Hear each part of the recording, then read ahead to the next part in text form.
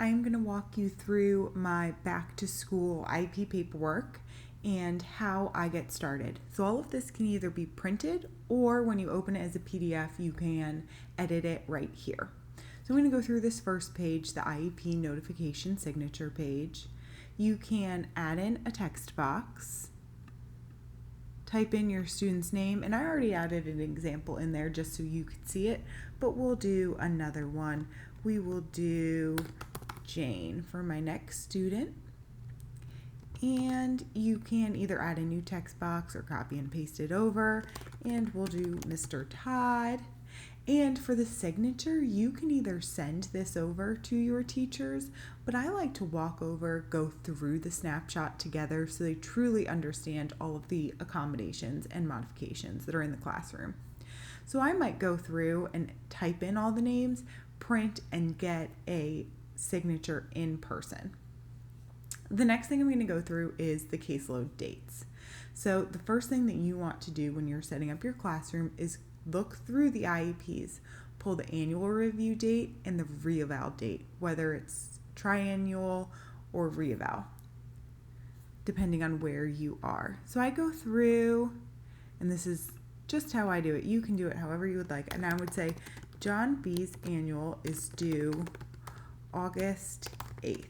And if I have a couple in August, I'm then going to say Jane L is due August 20th. And you can stack them just like that. And then you move down through. And this way, I keep the second in my binder so I know, okay, I've got an annual review coming up. And then for the reevals, I do the same thing. I'll go through and I'll say, oh, I don't have any reevals in August, but I do have one in September, so I'm going to add that in. And I'm going to say Betty is due September 3rd.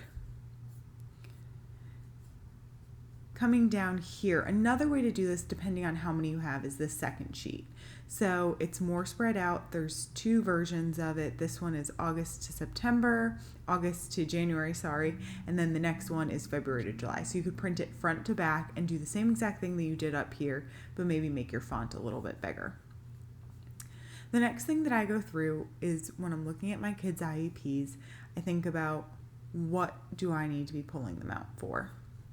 So I will say, all right, John B has 30 minutes a day of reading comprehension. Then I'll go through and I'll look at all of his other minutes.